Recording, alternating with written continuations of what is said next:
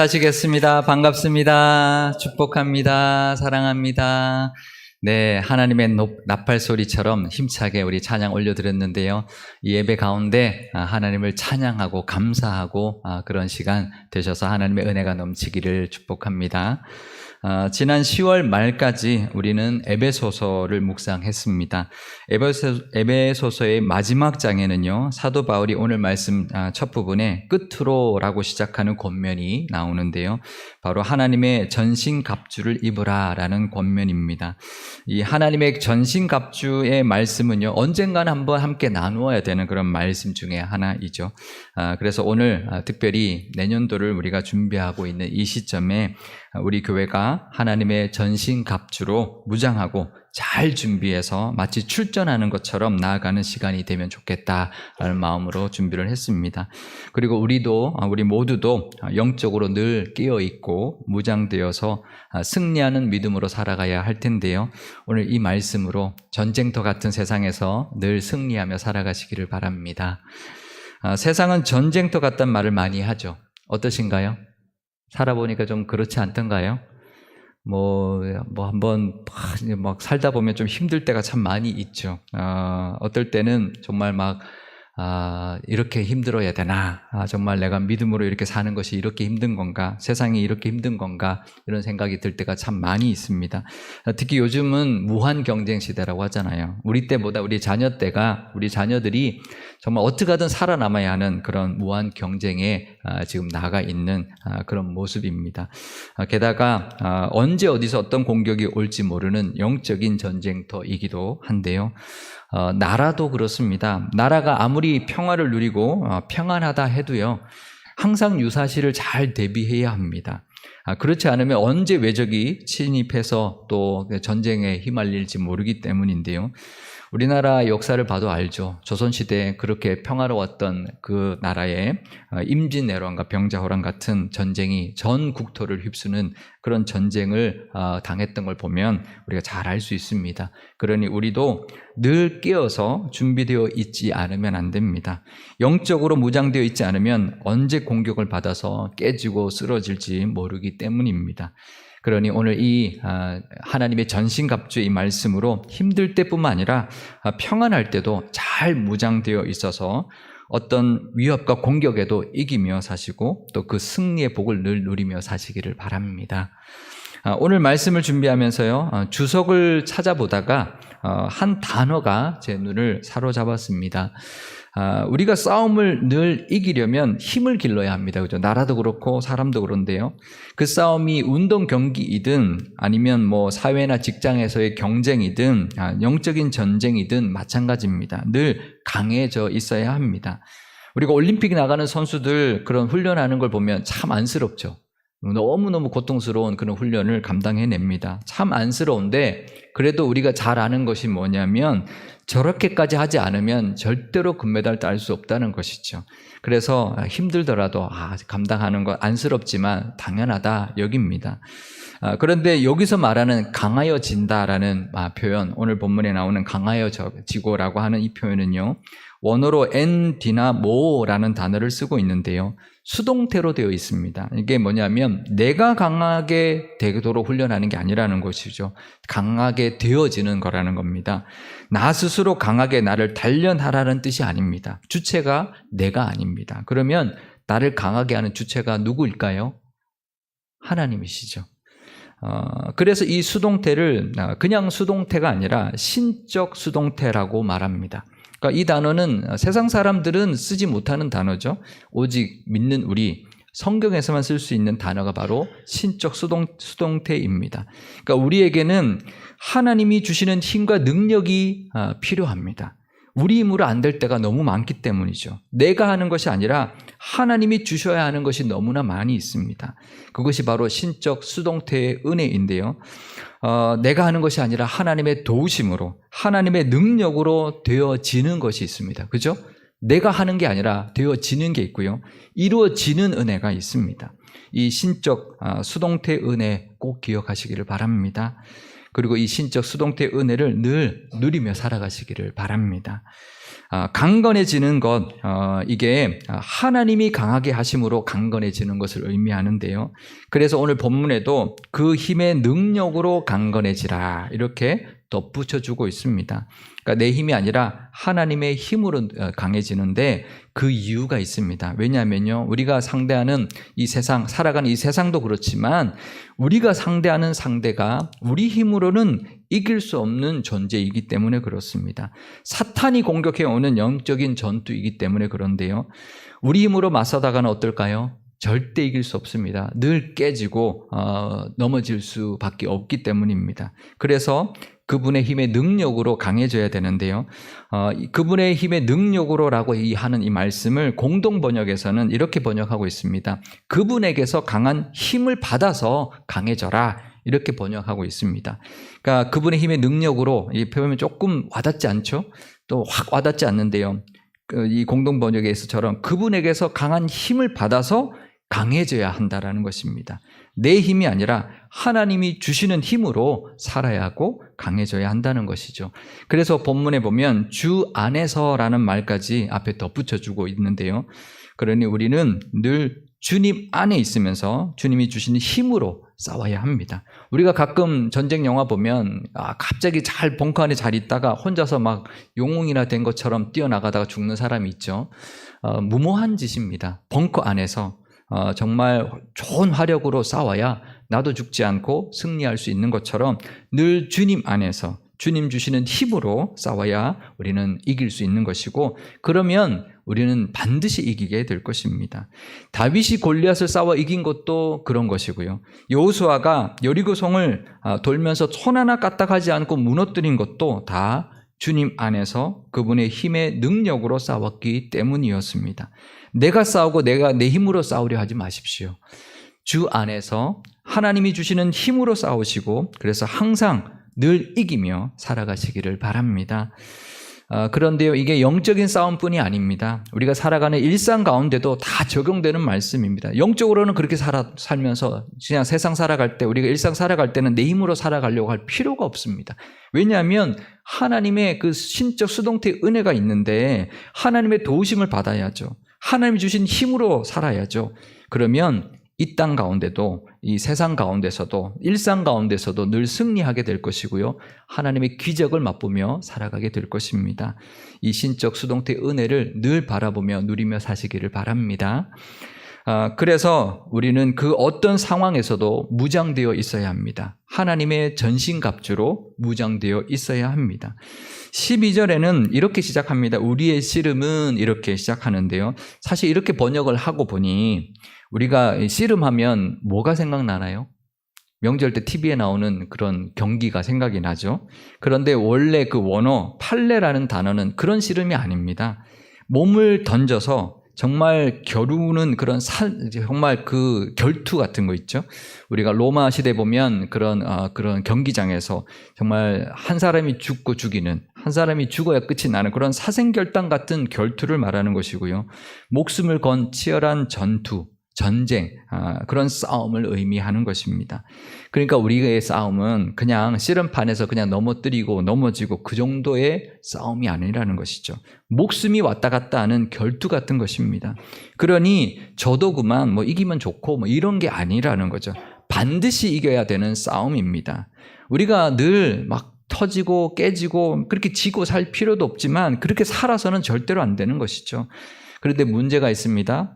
상대가 만만치 않다라는 거죠. 상대가 골리앗입니다. 상대가 여리고성, 난공불락의 성입니다.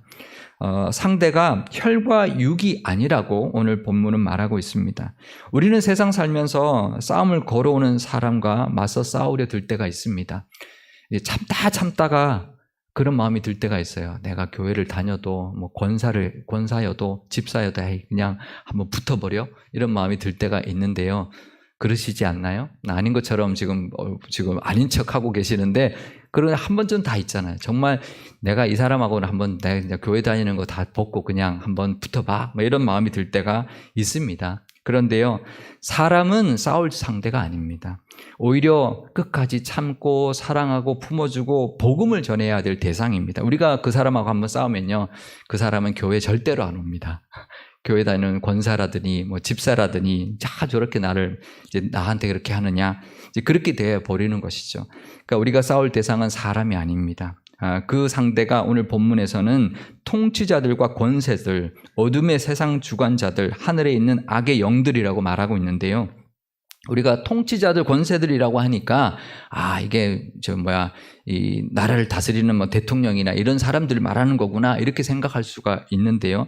그렇지 않습니다. 여기서 말하는 통치자들과 권세들은 세상의 통치자와 권세자들을 말하는 것이 아니라 세상을 뒤에서 조정하고 주관하는, 권세를 주고 흔드는 그런 영적인 존재를 말하는 것입니다. 그러니까 악한 영들을 말하는 것이죠. 또 어둠의 세상 주관자도 어둠의 영들을 말하는 것이고요. 하늘에 있는 악의 영들도 당연히 악한 영들입니다. 하나님을 대적하는 사탄의 졸개들을 말하는 것입니다. 그러니 다 우리가 상대할 상대는 악한 영들이라는 뜻인 거죠. 세상의 권세를 주관하고 막 주물럭거리는 악한 영들, 어둠의 세력에서 역사하는 악한 영들, 하늘에서 공중 권세를 잡은 악한 영들, 그런 모든 악한 영들을 상대하는 것입니다. 그러니 우리 힘으로 이길 수 없습니다. 우리는 악한 영적인 존재를 이길 수 없는 사람들입니다.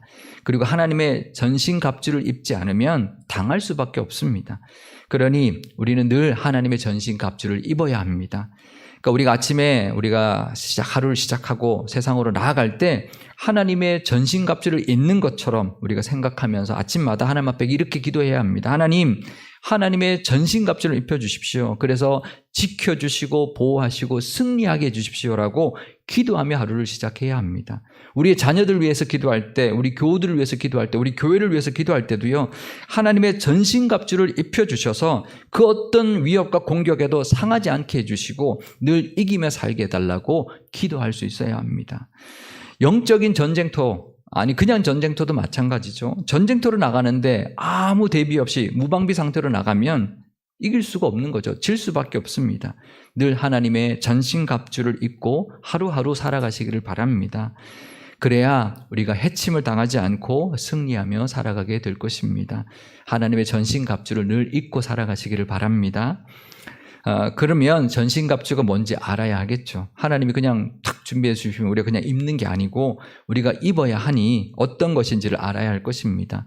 사도 바울이 전신갑주를 지금 입어라라고 말할 때 어디를 비유로 들었냐면 그 당시에 늘 가까이에서 볼 수 있었던 로마 군사들의 완전 무장한 모습을 비유로 들고 있는데요. 제가 그림을 하나 준비해 왔습니다. 그림을 찾아보면 주일학교, 교회학교 아이들에게 보여주는 그런 좀 만화스러운 그림도 있고 하지만 이게 외국 자료인데 그래도 가장 성경에서 말하는 것과 가장 잘 흡사한, 가장 잘 표현해 준 그림이어서 준비해 왔습니다. 투구가 있고 가슴을 보호하는 갑옷이 있고 허리띠가 있고 또 신발이 있고 방패가 있고 칼이 있는 저 모습인데요. 물론 로마 군사들은 창도 있고 더 있는데 오늘 본문은 저렇게 표현하고 있습니다. 첫 번째로는 진리로 허리띠를 띠라라고 말합니다. 가운데 허리띠를 띠죠. 허리띠는 언제 띠나요? 옷을 다 입고 허리띠를 동이죠. 옷을 잘 동여야 합니다. 전쟁 때 나가는데 옷이 헐렁헐렁거리고 그러면 안 되죠. 잘 동여야 되는데 중심을 잘 잡아야 하는 것이죠. 그러면 무엇으로 중심을 잡아야 할까요? 우리도 중심을 잘 잡아야 되는 것이 있어야 되는데요. 무엇으로 잡아야 하나요? 진리의 허리띠라고 합니다. 진리라는 것이죠. 진리가 뭔가요? 진리의 말씀이죠. 학자들은 여러 가지로 이야기하지만 가장 명확한 것은 진리의 말씀, 하나님의 말씀입니다. 다른 것으로 우리의 중심을 잡아서는 안 됩니다. 우리의 가치관, 이런 것들을 세상의 것에 휘둘리면 그러면 우리의 허리를 제대로 동이고 살 수가 없습니다. 그렇다 보면 넘어지기는 것은 한순간이고요. 또 내 생각으로 살다가는 그 허술한 그 생각의 빈틈을 타고 파고들어서 사탄이 공격하면 속수무책으로 우리가 무너지고 마는 것입니다. 오직 하나님의 말씀으로 내 중심을 잡고 살아야 합니다. 하나님의 말씀인 진리로 허리띠를 띠고 늘 세상으로 나아가시기를 바랍니다. 그러려면 아침마다 늘 말씀 묵상하고 말씀 붙잡고 중심 잡고 살아야 할 것입니다. 그렇게 살아가시기를 바랍니다. 두 번째로는 의의 호심경을 붙이라라고 하는데요. 호심경이란 말이 조금 우리가 많이 쓰지 않는 표현이죠. 보호할 호자에 마음 심자에 거울 경자를 씁니다. 왜 거울을 여기다 붙일까요? 그 당시 갑옷은 구리판이었습니다. 가슴에 붙이는 것은 가슴에 이제 있는 우리 몸을 보호하기 위해서 붙였던 구리판이었는데, 그 당시에는 거울을 이제 구리로 만들었으니까 이제 거울 경자를 써서 호심경이다라고 말하는데요. 이제 갑옷이죠, 갑옷. 원어는 도라카라는 단어를 쓰는데요. 이것은 그냥 가슴만 보호하는 게 아니고요. 목부터 허리까지 우리의 몸통 전체를 보호하는 장비입니다. 그러니까 우리의 몸에 있는 모든 기관들, 우리의 장기들 다 지켜주는 장비인 것이죠. 그런데 의의 호심경이라고 했습니다. 의로 호심경을 삼아야 된다는 뜻인데요. 그러면 우리의 몸을 지켜주는 의는 뭘까요? 우리의 의, 내 의가 아니라 하나님의 의, 우리의 의가 되어주시는 예수님의 십자가입니다. 예수님과 십자가가 바로 우리를 지켜주는 의의 호심경이라는 것이죠. 그러니 우리의 가슴에 늘 예수님을 품어야 되고요. 십자가의 그 공의를 품어야 합니다. 우리의 뜨거운 가슴에는 늘 예수님이 있어야 되고, 십자가를 품을 때 그 의의 호심경이 우리를 지켜주시고 보호하여 줄 것입니다. 세 번째로는요, 평안의 복음이 준비한 것으로 신을 신어라 이렇게 말합니다. 좀 어렵죠? 그냥 복음의 신을 신어라 하든지, 그래 평안의 복음의 신을 신어라 이렇게 말해도 될 텐데, 평안의 복음이 준비한 것으로 신을 신어라 이렇게 표현하고 있습니다. 그 당시 로마 군인들의 신발은 샌들이었습니다. 그러니까 우리가 보기에는 조금 발을 잘 보호하지 못할 것 같지만, 그 당시에 그 샌들은요 굉장히 두꺼운 가죽으로 만들어져 있어서 발을 잘 잡아주고 어떤 돌부리나 거기에도 보호해주는 그런 역할을 했습니다. 지금으로 말한다면 튼튼한 전투화를 신어라 이런 뜻이겠죠. 근데 그 전투화가 바로 평안의 복음이라는 것입니다. 사탄이 왜 그냥 복음이 아니라 평안의 복음이라 했을까요? 사탄이 우리를 미혹하고 공격할 때 뭐로 공격하나요? 걱정하고 불안하고 두렵게 떨게 공격을 합니다. 우리의 죄를 건드리는 거죠. 우리의 죄의 돌부리, 죄의 가시로 우리를 공격해 올 때 우리는 구원받았다, 우리는 복음으로 인하여 나는 죄사함 받았다, 예수님의 십자가의 대속하심으로 모든 죄가 용서함 받았다, 그 복음으로 우리가 평안을 잃지 않아야 된다는 것이죠. 그 평안의 복음으로 우리가 두려워하지 않고 떨지 않고 어떤 위협 가운데도, 어떤 우리의 그런 공격 가운데도 덜덜 떨지 않고 두려워하지 않고 나아가는 그런 신을, 평안의 복음의 신을 신어야 된다는 것입니다. 우리의 발은 그 어떤 위협에도 실족하지 않고요, 복음의 그 평안함으로 든든히 서서 정말 두려워하지 않고 당당히 맞서서 싸울 수 있어야 하는 것입니다. 그러니 우리가 우리의 신, 내가 서 있는 것, 그것은 평안의 복음이다. 그래서 흔들리지 않는 모습, 두려워 떨지 않는 모습으로 서서 당당하게 한 발 한 발 나아가시는 저와 여러분 되시기를 바랍니다. 네 번째는요, 믿음의 방패를 가지라라고 했습니다. 이건 이해가 갈 것입니다. 믿음이 우리의 방패가 된다라는 것인데요.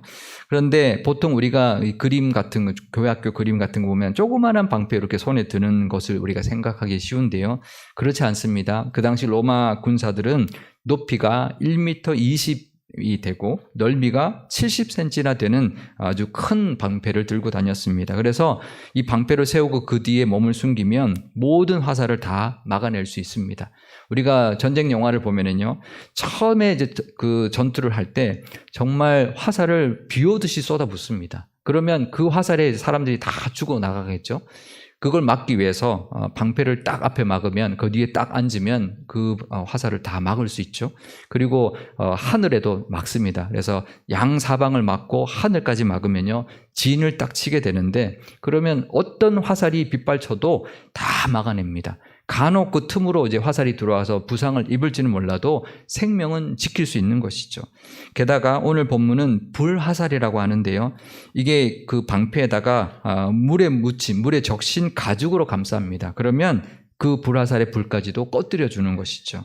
이 믿음이라는 방패는 그 어떤 불화살 같은 공격도 막아내는 것입니다. 우리가 믿음으로 그런 우리의 모습, 우리의 그 그림을 생각하면서 믿음의 방패로 어떠한 공격도 막아낼 것이다 라는 믿음으로 우리가 다 막아내며 살아가시기를 바랍니다. 다섯 번째는요, 구원의 투구인데요. 우리가 전쟁할 때는 가슴뿐만 아니라 머리도 잘 보호해야 합니다. 구원의 확신이 우리의 생명을 지켜준다라는 것이고요. 마지막으로는 성령의 검을 말하고 있습니다. 유일한 공격 무기인데요. 오직 말씀만이 우리가 영적인 싸움에서 맞서 싸울 수 있는 무기라는 것입니다. 왜냐하면 예수님도 사탄이 시험했을 때 하나님의 말씀으로 이겼습니다. 그러니 우리는 더더욱 하나님 말씀만이 맞설 수 있는 무기라는 것을 늘 기억해야 합니다. 이때 검은 마카이라라는 단어를 쓰는데요. 양날의 검을 말합니다. 우리가 양날의 검이라고 하면 히브리서 4장 12절 말씀이 떠오를 것입니다. 하나님의 말씀은 자울의 날선 그 어떤 검보다도 더 예리해서 혼과 영과 및 관절과 골수를 찔러 쪼갠다. 그런 능력이 있다라고 말씀하고 있습니다. 그러니 하나님의 말씀이 있으면 내 능력이 아니라 그 말씀의 능력과 파괴력으로 사탄의 심장을 찌르고 그 어떤 적도 찔러 쪼개고도 남을 것입니다. 그러니 말씀을 무기 삼고 늘 승리하며 살아가시기를 바랍니다. 나에게 있는 무기는 오직 하나님 말씀밖에 없다라는 것을 믿고 고백하면서 검으로 찌르는 것처럼 하나님의 말씀을 선포하며 나갈 때 우리를 그 누구도 해치지 못할 것이고 그 어떤 상황도 우리를 해하지 못할 것입니다. 또 우리가 이기지 못할 존재와 싸움도 없을 것입니다. 하나님의 전신갑주를 입으시고요. 또 하나님이 주시는 힘으로 나아가서 말씀으로 당당히 싸워서 승리하며 살아가시는 저와 여러분 되시고 또 70주년을 맞이하는 우리 교회가 되기를 주님의 이름으로 축원드립니다. 기도하시겠습니다.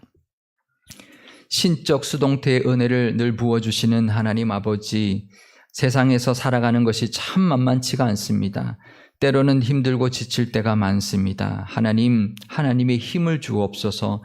늘 주님이 주시는 힘으로 강건하여지게 하시고 늘 승리하게 하옵소서. 특히 영적인 위협으로 우리를 옥죄어 올 때 내 힘으로는 감당할 수 없습니다. 하나님의 전신갑주를 입혀주셔서 보호하시고 지켜주옵소서. 오직 말씀으로 허리띠를 삼듯이 우리의 중심을 잡게 하시고 예수님의 그 공의가, 십자가의 공의가 우리의 가슴 속에 가득 차 있어서 우리를 지켜주옵소서. 복음의 능력을 의지함으로 평안함으로 우뚝 서게 하시고 믿음으로 그 어떤 불화살 같은 공격도 다 막아내게 하옵소서. 구원의 확신이 우리의 생명을 지켜주실 줄 믿습니다. 하지만 언제까지 당하고만 있지 않고 방어만 하지 않고 좌우의 날선 검 같은 말씀의 능력으로 맞서 싸우게 하시고 그 어떤 악한 영들의 공격도 찔러 쪼개며 이기게 하여 주옵소서. 우리 교회가 70주년의 복된 해를 준비하고 있습니다. 평안할 때뿐만 아니라 잔치할 때뿐만 아니라 더욱 하나님 안에서 하나님의 능력으로 강건해지는 교회가 되게 하옵소서. 그리고 그 힘으로 영적인 전쟁터에서 지금도 죽어가고 있는 수많은 영혼들을 살려내는 구원의 사명도 감당하는 교회가 되게 하여 주옵소서.